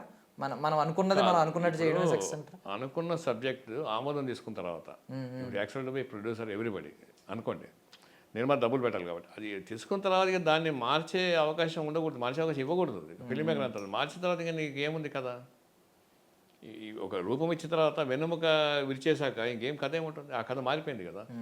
కథ ఫైనలైజ్ చేసిన తర్వాత దాని మీద అస్సలు ఇంకా కాంప్రమైజ్ అవ్వకూడదు. అలా కాంప్రమైజ్ అవ్వని డైరెక్టర్లు మాత్రమే హిట్ అయ్యారు. రాజమౌళి కానీ, లేదా వెల్దండి వేణు కానీ, ఎవరన్నా కానీ పెద్ద డైరెక్టర్ చాలామంది ఉన్నారు, పేర్లు చెప్పడం కానీ. అందరూ కూడా ఎవరైతే కాంప్రమైజ్ అవ్వకుండా, ఆర్జీవి వీళ్ళందరూ కూడా కాంప్రమైజ్ అవ్వకుండా ఎవరైతే కథ ముందు తీసుకెళ్ళాడో వాడే హీరో, వాడే సికందర్. అంతే. ఇది మార్చుకుంటూ పోతే అది ప్రజలు దాన్ని జాతకంగా మారుస్తారు. చాలా సినిమాలు చూడండి, ఒక కథ మొదలయ్యి క్లైమాక్స్కి వెళ్ళేప్పటికి ఇంకో దగ్గరికి వెళ్ళిపోతుంది. అంటే ఎన్ని మార్పులు ఎంతమంది సూచించారో తెలియదు మనకి, ఎంతమంది చెప్పుంటారు. అలా కాకుండా మంచో చెడో హిట్టో పట్టో ఒక కన్విక్షన్ లేకపోతే దర్శకుడికి వేస్ట్ అండి అతను. ఆయన సినిమా కథ మార్చడం కంటే డైరెక్ట్ తన ప్రొఫెషన్ మార్చుకోవడం బెటర్ అని అనుకుంటారు. సార్ ప్రొడ్యూసర్గా మారిన తర్వాత మీకేమనిపించింది సార్? అంటే ప్రొడ్యూసర్ కష్టాలు అర్థమై ఉంటాయి కదా. ప్రొడ్యూసర్ నేను చాలా సినిమాలు అయిన ప్రొడ్యూసర్ కదా, మా దానికి ఓటీటీకి వాటికి. ప్రొడ్యూసర్ కష్టాలు ప్రొడ్యూసర్ కష్టాలంటే ఈ మానవ మనస్తత్వం మీద చాలా అవగాహన ఉండాలి. ఎవరెక్కడ హర్ట్ అవుతారు, ఎవరెక్కడ ఈగో ఫీల్ అవుతారు, ఎవరెక్కడ పని స్లోగా చేస్తారు, ఎవరి పక్కన ఇవ్వలేకపోతారు, ఇస్తారని చాలా పెద్ద పని అది.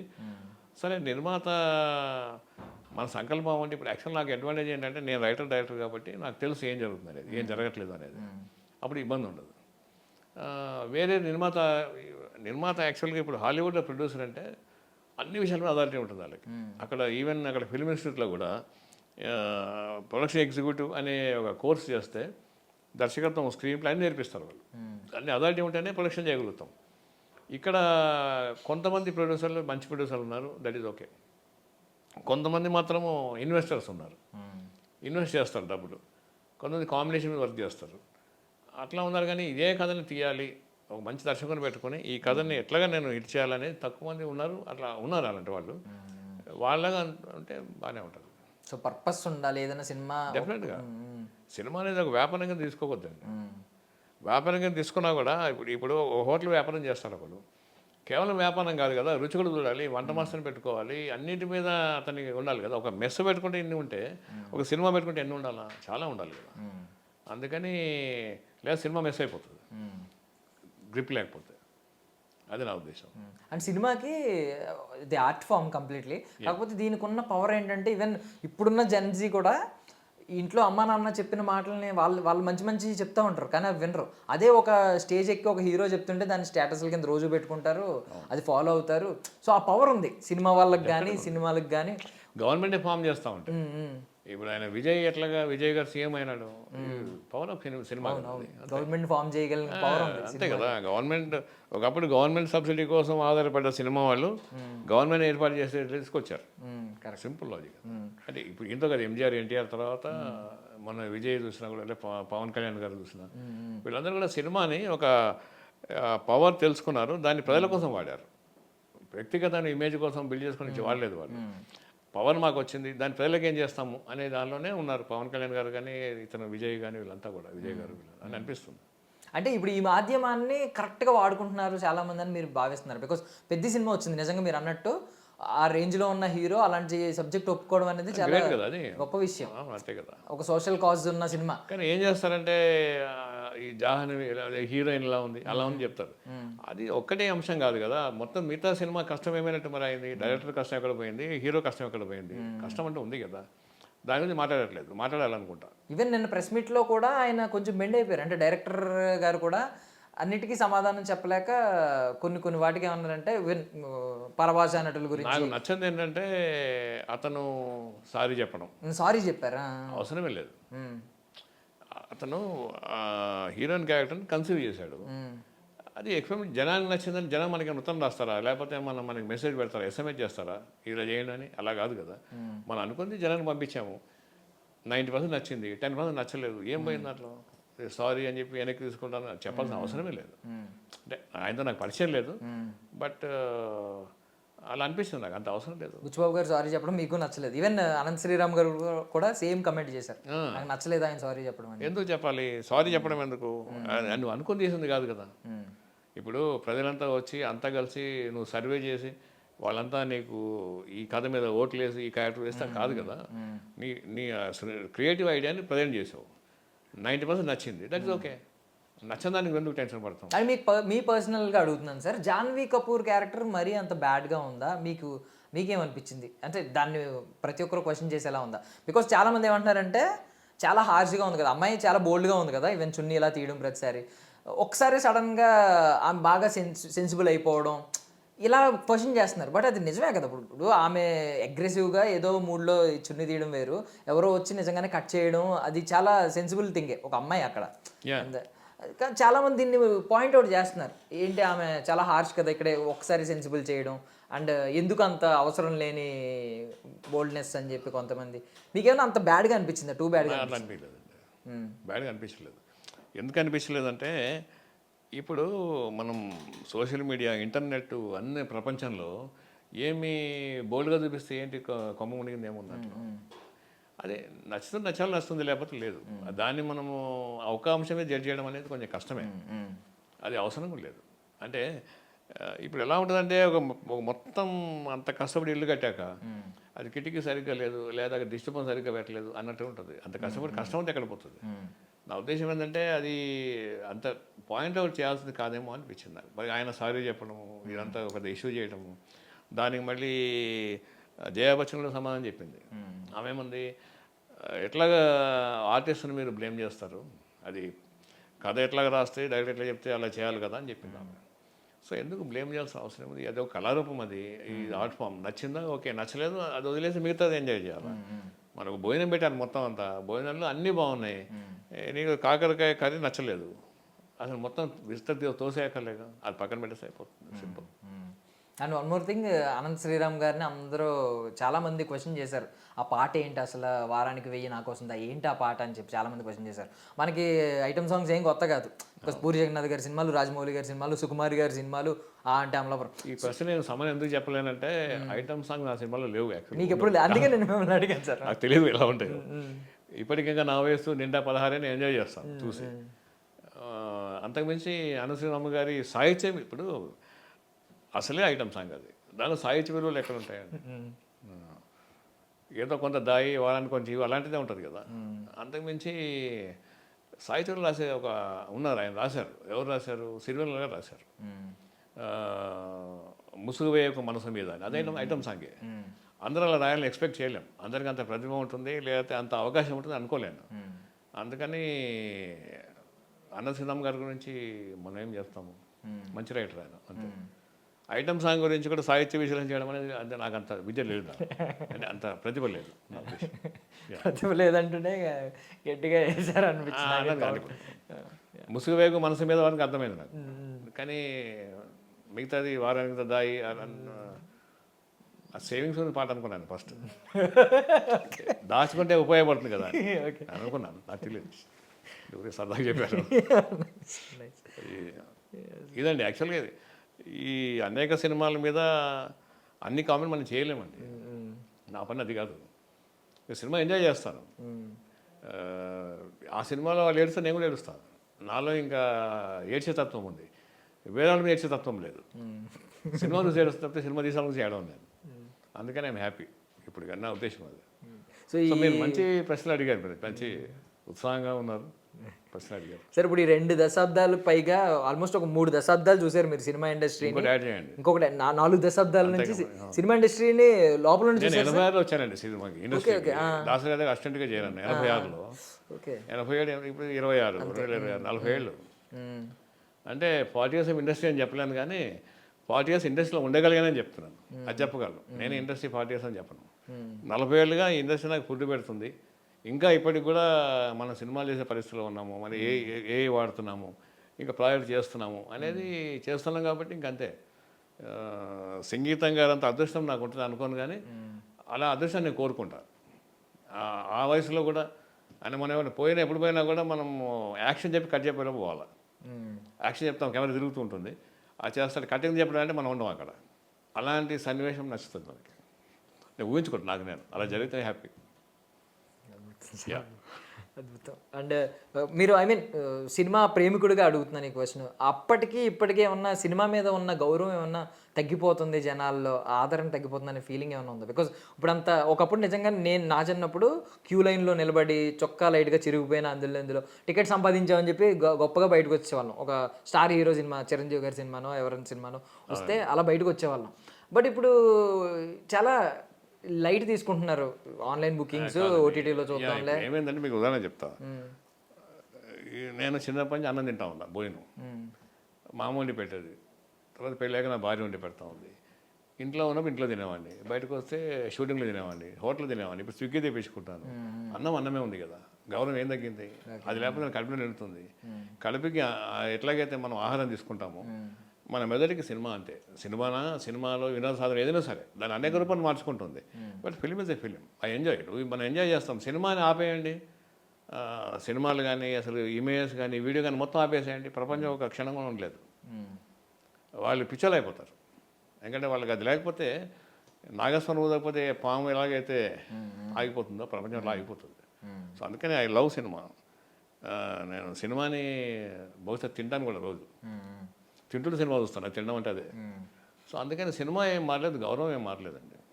సినిమా చూసే విధానం కూడా మారింది. ఒకటి అప్పుడు టికెట్ లైన్లో పెట్టి వెళ్ళేవాళ్ళము, ఇప్పుడు అక్కర్లేదు. ఇప్పుడు మనం ఆ పాతకాలంలో ఒక 20 ఏళ్ళ క్రితం ఊరు వెళ్తే మీకు హోటల్ ఉండవు. మీ చుట్టాలింటికి వెళ్తే వాళ్ళు వండి పెడితేనే తినాలా, లేకపోతే వెయిట్ చేయాలి వాళ్ళు ఎసరు పెట్టేదాకా.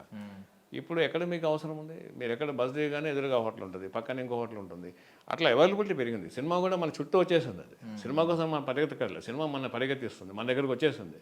సో అందుకని సినిమా ఏం మారలేదు, సినిమా మీద ప్రేమ మారలేదు, విధానం మారింది. అది మారుతూనే ఉంటుంది. రేపొద్దున ఇంకా ఏఏలో కొన్ని సినిమాలు వస్తాయి, కొన్ని విడిగా వస్తాయి, ఇంకా అద్భుతమైన సినిమాలు వస్తాయి. అది నాలుగుగా మనం ఏం చేస్తాము, ఏమీ గోడ లేకుండానే సినిమా చూసే అవకాశం వస్తుందో తెలియదు మనకి డిజిటల్లో. అంటే ఇప్పుడు మనం రోబో సినిమాలు చూపిస్తుంటారు కదా, ఒక బ్లూ స్క్రీన్ వచ్చేది ఒక సినిమా, మీకు థియేటర్ ఉండేది ఏముండదు. మీరు బయట వరండాలో కూర్చుంటారు, దాన్ని మన సినిమా ప్రొజెక్ట్ చేస్తే సినిమా అదే గోడ తీసుకుంటుంది, అదే వచ్చేస్తుంది. చెప్పలేము అప్పటికే సినిమానే అది. అంతే మరి సినిమా కనిపెట్టిన పని ఇప్పటిదాకా ఇంకెన్ని కనిపెడతారో తెలియదు. బట్ అది మన మన ప్రాణం, అది నా ప్రాణం అయితే సినిమానే. ఇప్పుడు ఏ బాగా అప్గ్రేడ్ అయింది, మీ దగ్గర టూల్స్ ఉన్నాయి, మీ దగ్గర మనమే చేస్తున్నాం చేస్తున్నారు. యా. ఎవరు ఏ మేకర్ ఏఐని కరెక్ట్గా వాడుకుంటున్నారు ఇప్పటిదాకా, అంటే రీసెంట్గా వచ్చిన సినిమాలు చూసుకుంటే? ఇప్పుడు ఏమైందంటే కొత్తగా వచ్చిన విద్య అది. ఇప్పుడు క్లింగ్ ఏ అని ఒకటి ఉంది, టూల్స్ చాలా ఉన్నాయి అందులో. సీడాన్ 2.0 ఉంది, హిగ్గిన్స్ అని ఉంది, ఇవన్నీ ఉన్నాయి, హిగ్స్ఫీల్డ్ అని ఉంది. సో ఇవన్నీ కూడా ఏంటంటే ఇవి ఇప్పుడిప్పుడే వస్తున్నాయి, ప్రచారంలోకి వస్తున్నాయి, అది వాడుకుంటున్నారు. కాకపోతే అది మనం ఎన్ని కళ్ళకు అంటామో అన్ని కళ్ళు నిజం చేస్తుంది ఏఐ. ఏఐ అనేది అది ఒక భూతమా లేక అద్భుతమా అనేది కాలం చెప్పాలి. నేను దాన్ని అద్భుతంగా చూస్తున్నాను, కానీ కొంతమంది భూతంగా చూసే అవకాశం ఉంది. చాలామంది భయపడుతున్నారు ఉద్యోగాలు పోతాయని, అంటే క్రాఫ్ట్స్ దెబ్బతింటుంది అని అనిపిస్తుంది అని అంటున్నారు. కానీ అది ఏమవుతుందంటే క్రాఫ్ట్మెన్షిప్ పెంచుకుంటే అది ఇంకా బాగా పెరుగుతుంది. ఇప్పుడు ఏఆర్ రెహమాన్ వచ్చిన రాకముందు మొత్తం మాన్యువల్ వాయించేవాళ్ళు, 100 వైలెన్స్ ఉండేది. ఆయన వచ్చాక దాన్ని చేశారు, మిక్స్ చేస్తూ సింగిల్గా చేసుకుంటూ రిపీట్ చేసుకుంటూ చేయలేడు. కానీ ఎవరి ఉపాధి దెబ్బతినలేదు, చాలామంది అడాప్ట్ చేసుకున్నారు. ఇప్పుడు కంప్యూటర్ వచ్చినప్పుడు అంతే. ఇప్పుడు అంతే ఏఐ అనేది అది భూతంగా చూడాల్సిన అవసరం లేదు, అద్భుతం అనుకోవాలి దాన్ని. దాని మీద చాలా అద్భుతాలు చేయొచ్చు కూడా, నా ఉద్దేశం అది. చాలామంది చెప్తున్నారు ఏఐ గురించి, బట్ నాకు ఏఐ మీద చాలా నమ్మకం ఉంది, చాలా సంతోషంగా ఉంది ఏఐతో పనిచేయడం అనేది. నా వరకు నాకు మా టీం మంచి టీం ఉంది, వాళ్ళంతా కూడా బాగానే చేస్తారు. We are enjoying. అది ఒక క్రియేషన్ అండి. మనము అది అలౌదిన్ అద్భుత దీపం అది. మీరు ఆహారం కావాలి, ఫుడ్ కావాలని ఇట్లా చూస్తారు కదా, జిని వచ్చేస్తుంది. ఇట్లా జిని కూడా రాదు, మీ ఫుడ్ డైరెక్ట్ ఫుడ్డే వస్తుంది. మీరు ఏది ప్రాంప్ట్ ఇస్తారో అది చాలా ప్రాంప్ట్గా మనకి అందిస్తుంది. అది అంతకుమించి ఇంకా ఏముంది గొప్పతనం, అది మనం అడాప్ట్ చేసుకోవాల్సిందే. యా. నెపోటిజం మీద మీ అభిప్రాయం ఏంటి సార్? లైక్ ఏంటి సార్ అంటే ఏంటి నెపోటిజం? అంటే ఇప్పుడు ఎలాగో వారసులు వచ్చేస్తున్నారు అనేది, వారసులే సక్సెస్ అవుతారు, వారసులకే ఈజీగా అవకాశాలు వస్తాయని చెప్పి అనుకుంటారు కదా, దాని మీద మీ అభిప్రాయం ఏంటి సార్? ఈ ప్రశ్న వయసు 25 ఏళ్ళండి. 25 క్రితం ప్రశ్న ఇప్పుడు అడిగారు మీరు. అంటే బేసికల్ ఇప్పుడు మీ నెక్స్ట్ సినిమా కూడా వాళ్ళ అబ్బాయిని తీసుకొస్తున్నారు, కేఎస్ నాగేశ్వరరావు గారి అబ్బాయిని మీరు. సో ఇప్పుడు చాలా మంది ఇంకా స్టిల్ ఉంటదేమో మైండ్లో. రెండు ఉంటాయండి. ఇప్పుడు తండ్రి హీరో అయితే కొడుకు హీరో కాకూడదు అనేది లేదు. అది వాళ్ళకి ఇప్పుడు వివక్ష ఉండకూడదు కదా. వాళ్ళ నాన్న హీరో కాబట్టి హీరో అవ్వడం లేదు అని అనలేదు. హీరో వద్దని కాదు, కాదని కాదు, ఎవరి ప్రతి వాళ్ళదే. కొన్ని అవకాశాలు అంటారు, అవకాశాలు ఎట్లాగూ ఉంటాయి, ఇవాళ కొత్తగా అవకాశాలు ఇచ్చేది ఏముంది, ఎవరన్నా ఇస్తుంటారు. రేపు మా అబ్బాయి ఉన్నాడు అంటే వాడు ఇంజనీరింగ్ చదివాడు, వాడు ఉద్యోగం చేస్తూనే అనుకున్నాం నేను మా భార్య. వాడు సినిమాలోకి వచ్చాడు, కథ రాస్తున్నాడు, స్క్రీన్ ప్లే రాసుకుంటాడు. ఓకే, దాన్ని మనం ఏం చేస్తాము, నేను వద్దని అనలేను, ముందుకు వెళ్ళమని చెప్పలేను. అందుకని ఇండివిజువల్ ఇప్పుడు అమెరికన్ స్టైల్ ఆఫ్ సిస్టమ్ వచ్చిందండి. 18 ఏళ్ళు 20 ఏళ్ళు దాటిన తర్వాత ఎవరు ఇండివిజువలే. ఇప్పుడు మీ అబ్బాయి మీ మాట 18 తర్వాత వినడు, మీరు ఉన్నారు మరి మీ నాన్నగారి మాట, కానీ ఇప్పుడు ఆ జనరేషన్ అలా ఉండదు. అంతే. అందుకని ఇంకా వారసత్వం ఏముంది, ఇంకా ఎవరి జవసత్వం వాడిదే. వారసత్వం కానీ జవసత్వాలు ముఖ్యం. ఇప్పుడు అంత వారసత్వం అయితే చాలామంది పెద్ద డైరెక్టర్లు ఉన్నారు, వాళ్ళ అబ్బాయిలు హీరోలు అవ్వలేదు. పెద్ద హీరోలు ఉన్నారు, వాళ్ళ అబ్బాయిలు హీరో అవ్వలేదు. పేర్లు చెప్పను నేను. అట్లా అని చెప్పి ఈవెన్ రామ్ చరణ్ కూడా ఎన్ని బిగినింగ్ ఎంత ఇబ్బంది పడ్డాడు. దాని తర్వాత అతనికి యాక్టింగ్ ఉందో లేదో అనే టైంలో కూడా అతని మీద మీమ్స్ వచ్చాయి కదా. మరి అతను రంగస్థలంలో బెస్ట్ యాక్టర్ అని తీసుకుని త్రిబుల్ ఆర్ తర్వాత పెద్ద తర్వాత ఇంకా అది ఎక్కడికి వెళ్ళాడు అతను. దానిలో చిరంజీవి గారి ప్రమేయం ఏముంది, అతని కష్టమే ఉంది. చిరంజీవి గారు అబ్బాయి అంటే son of Chiranjeevi, that's it. అంతే. మన పేర్లు రాస్తాం కదా, సర్టిఫికేట్లో మన పేరు ఉంటుంది కదా, అలాంటిది అది. నేను సన్ ఆఫ్ రాఘవరావు అనుకుంటాను మనం, అంతే. దానికి మించి రిలవెన్స్ ఏముంటుంది. ఆయన కష్టపడుతున్నాడు కాబట్టి. ఈజీగా ఎవరికి ఏం రాదండి. వారసత్వం గురించి అనుకోవడం కూడా కరెక్ట్ కాదు. ఇప్పుడు ఎవరిని ఆపగలుగుతున్నారు? ఇప్పుడు మీరు మంచి ఐడియా ఉంది, మీకు తక్కువ బడ్జెట్లో సినిమా తీసే అవకాశం ఉంది, తీసుకోవచ్చు. ఇప్పుడు వేణు ఉన్నాడు, వేణుకి ఏం వారసత్వం ఉంది? తర్వాత ఎంతమంది ఉన్నారు మన దగ్గర చూస్తుంటే, చాలామంది ఉన్నారు కదా హీరోలు. కానీ విజయ్ దేవరకొండ ఏం వారసత్వం ఉంది? ఆయనకి ఏం లేదు కదా. అందుకని అది అందని ద్రాక్ష పళ్ళు పుల్లన అంటారు కదా, అవని వల్ల అనే మాట ఏమో అనుకుంటా, నాకు తెలియదు. నో వారసత్వం, ఓన్లీ జవసత్వం. అంటే మీరు లాస్ట్ టైం క్లారిటీ ఒకటి ఇచ్చారు సార్, ఏంటంటే అదర్ అవార్డ్స్ అనేది మీరు ఇప్పుడు కూడా అన్నారు, అది జస్ట్ మనం ఒక మనల్ని రిప్రజెంట్ చేయడానికి గద్దర్ అని పేరు పెట్టుకున్నాం తప్ప ఆయన ఆత్మ దానిలో దాని మూలాలు ఏం కాదు అని చెప్పారు. రేపు పొద్దున్న చాలా మంది మేకర్స్ ఏమైనా భయపడుతూ ఉంటారు, లైక్ సందీప్ రెడ్డి వంగ గారు లాంటి సినిమా, ఒక బోల్డ్ కంటెంట్ సినిమా వస్తే దానికి గద్దర్ అవార్డు వస్తుంది అంట, అసలు మనం అప్లై చేయొచ్చు అనే ఫీలింగ్లో చాలా. కాదండి, గద్దర్ అవార్డు నైపుణ్యానికి వస్తుంది తప్పితే భావజాలానికి ఎందుకు ఇస్తారు? భావజాలానికి కదా. గద్దర్ ఇప్పుడు మీరు అద్భుతంగా సినిమా తీశారు, మీరు క్రైమ్ తీసారా, హారర్ తీసారా, సెంటిమెంటా, దట్ ఈస్ ఓకే. కానీ అద్భుతమైన దర్శకత్వం ఉంది అంటే మీరు ఇచికా కావచ్చు, లేకపోతే స్పీల్బర్గ్ కావచ్చు, ఎవడన్నా కావచ్చు కదా. ఆ ముగ్గురు ఒకటే కదా. సో అందుకని అది నైపుణ్యానికి ఇస్తారు, సామర్థ్యానికి ఇస్తారు, క్రియేటివిటీకి ఇస్తారు, అంతేగాని భావజనానికి ఇవ్వరు.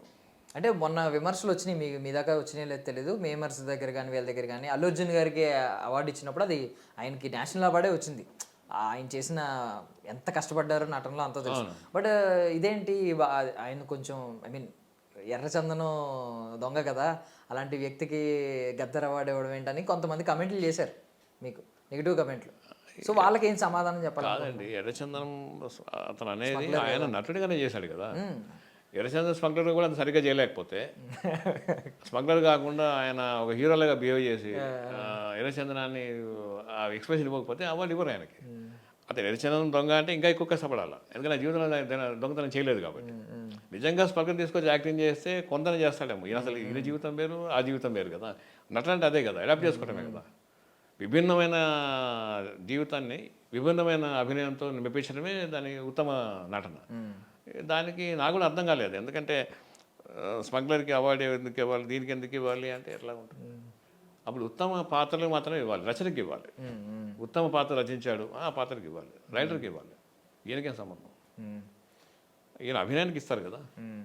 సరే, ఇన్ని 40 ఏళ్ళు చూశారు ఆల్మోస్ట్, పోనీ 30 ఏళ్ళన్నా లోపల ఉండి చూశారు బాగా. ఈ అవార్డ్స్ పంపిణీలో, ఈ అవార్డ్స్ ఎంచుకోవడంలో ఎక్కడైనా లాబియింగ్ కానీ, పొలిటికల్ ఇన్ఫ్లుయెన్స్ కానీ, ఈ నెపోటిజం కానీ, ఇవన్నీ ఏమన్నా ఉంటాయా సార్? చాలా మందికి ఇంకా డౌట్. అంటే ఈజీగా మీరు అన్నట్టు ఇందాక అందని ద్రాక్ష అని చెప్పి మీరు ఒరిజినల్ అబద్ధం చెప్పను, నిజమే చెప్పండి. నేను చెప్పాలని నాకు దాని మీద తెలియదు.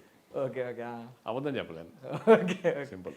ఓకే, అంటే మీకు అవగాహన ఉన్న దాన్ని బట్టి ఏమన్నా అలాంటివి ఏమన్నా ఉంటాయా? లాబింగ్ ఉన్నా కూడా లాబింగ్ ఉంటుందండి, లాబింగ్ లేకుండా అలా ఉంటుంది.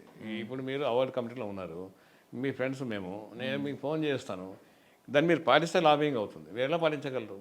మీతో పాటు మిగతా మెంబర్స్ ఉంటారు కదా, అది ఎలాగ లాబింగ్ వీలు అవుతుంది? తర్వాత కమిటీ అనే వాళ్ళు అందరూ కలిసి వాళ్ళు వినమైన కూర్చొని సెలెక్ట్ చేస్తారు కదా. ఒక సెలెక్ట్ చేస్తే అనుకోవచ్చు, ఇంతమంది ఎట్లా మనం ఇన్ఫ్లుయెన్స్ చేయగలం? అన్లెస్ ఇన్ఫ్లుయెన్స్ చేసి బయట తీసుకొస్తాము. ఒక అద్భుతమైన యాక్టింగ్ చేసిన సినిమాని పక్కన పెట్టేసి ఏమి చేయని వాడికి అవార్డు ఇస్తే ఊరుకుంటారా? అది ఒక రెస్పాన్సిబిలిటీ ఉంటుంది కదా. అందుకని ఇది జరిగే పని కాదు. డిస్కషన్స్లో జరుగుతుంటాయి, ముగ్గురు పేర్లు వస్తే ముగ్గురు పేర్లు ఏదనేది ఉంటుంది. వచ్చిన వాళ్ళేమో ప్రతిభ అనుకుంటారు, రాని వాడేమో లాబింగ్ అనుకుంటారు, వాడికి లాబింగ్ వల్ల వచ్చింది అనుకుంటారు. అది నడుస్తూనే ఉంటుంది. ఆస్కార్కైనా అదే, దీనికైనా అదే ఆస్కారం ఉంటుంది అనుకోవడానికి. నాకే తెలియదు. నేను 4 సార్లు పనిచేశాను కమిటీలో, నాకైతే నేను ఎప్పుడు ఫేస్ చేయాలి.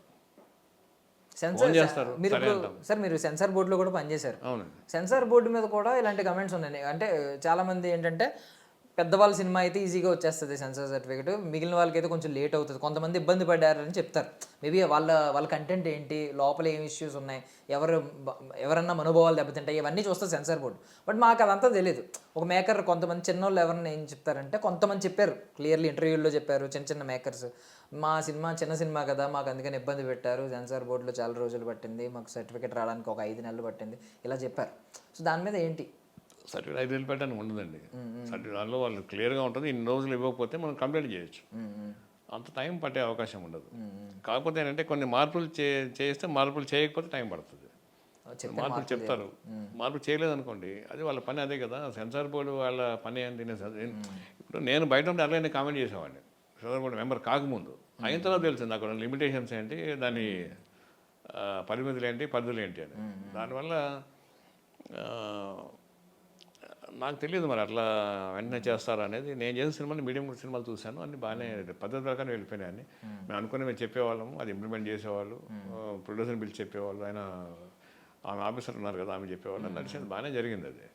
సో దాని మీద కాంట్రవర్సీ ఏమి అనిపించలేదు. మరి ఇప్పుడు కొన్ని సినిమాల్లో కొంతమంది అంటారు, బ్లేమ్ చేస్తారు సెన్సార్ని, ఎందుకు అట్లా ఎలా వదిలేశారని. కానీ ఎలా వదిలేశారన్నప్పుడు ఈ రాసేవాడిని ఎవరేమంటారు మరి? ఇప్పుడు బాధ్యత మనకు ఉంటుంది కదా, యాజ్ అ ఫిల్మ్ మేకర్గా రైటర్కి, దర్శకుడికి, నిర్మాతకి బాధ్యత ఉంటుంది.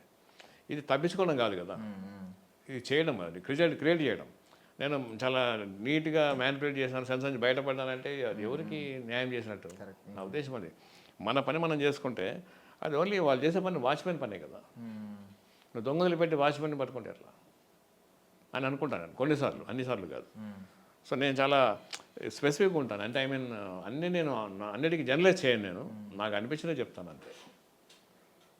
సరే, సినిమా ఎప్పుడు అనౌన్స్మెంట్ అని పేరు ఇంకా అనౌన్స్ చేయలేదు, 90% షూటింగ్ ఆల్మోస్ట్ అయిపోయింది అని మాకైతే తెలుస్తుంది. అయితే అది త్వరలో చేస్తామండి. యాక్చువల్గా త్వరలో అనౌన్స్ చేస్తాము. తర్వాత కొన్ని ప్రాజెక్ట్స్ చేస్తున్నాము. నేను ఇప్పుడు ఏం స్టాండ్ తీసుకున్నానంటే, నేను అనౌన్స్ చేయడం కాకుండా నిర్మాతలు కానీ లేకపోతే దానికి సంబంధించిన భాగస్వాములు చేస్తే బెటర్ అనుకుంటున్నాను. అందుకని ఇప్పుడు హ్యాపీగానే ఉన్నాను, మన ఆఫీస్ నడుస్తుంది, పనులు చేసుకుంటా ఉన్నాను. ఇక కొంత ఏఐ బేస్డ్, కొంత ఇవి, కొంత డాక్యుమెంటరీస్.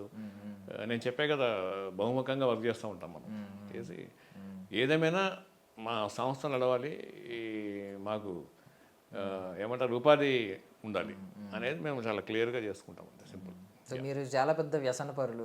సినిమా అంటే మిగిలిన అన్న వదిలేయచ్చు కానీ సినిమా వదలలేము. సినిమా చాలా పెద్ద వ్యసనం ఇది, అడ్డుకుంటే వదలదు నిజంగా. చెప్పే కదా, సినిమాలు యాక్షన్ చెప్పి కట్ చెప్పేలో పోవచ్చేమో. ఇప్పుడు కాదు, ఇంకా టైం ఉందిలేండి, ఇంకొక 20-30 ఉంటుందేమో తెలియదు నాకు. బట్ ఏంటి సార్ సినిమా అంటే ఏంటి, మీ డెఫినేషన్ ఏం చెప్తారు సార్? సినిమా అంటే మన కళని బయట చూసుకోవటం. మీరు నిద్రపోతున్న కళ వస్తుంది, తెల్లారి మర్చిపోతారు. కానీ సినిమా అలా కాదు, సినిమా మీకు కళ కనిపిస్తూ ఉంటుంది. తర్వాత మనం పడే అనేకమైన బాధల్ని, కష్టాలని, శ్రమ నుంచి అదొక మన బయట తీసుకొస్తుంది. ఇంకొక ప్రపంచం ఉంది కదా అని చూపిస్తుంది మనకి. మనం చేయలేని పని అది చేసి చూపిస్తుంది. సో మనం జీవితంలో అబద్ధం చెప్తాము, మోసం చేస్తాము, కుటుంబం సరిగ్గా చూసుకోము. కానీ అలా చూసుకునే వాళ్ళు మనం కనబడతారు. పోనీ అలా చూసుకోకపోతే అది ఎట్లా అనుభవిస్తారో తెలుస్తుంది మనకి. అంటే మన జీవితం అనుభవించకుండానే ఒక అనుభవాన్ని మనం ఈజీగా తీసుకుంటున్నాం. అది సినిమా మనకి ఇస్తుంది. సినిమా కళను ఇస్తుంది, అనుభవాన్ని ఇస్తుంది. ఇక అంతకుమించి మనకి ఏం కావాలి సినిమా నుంచి?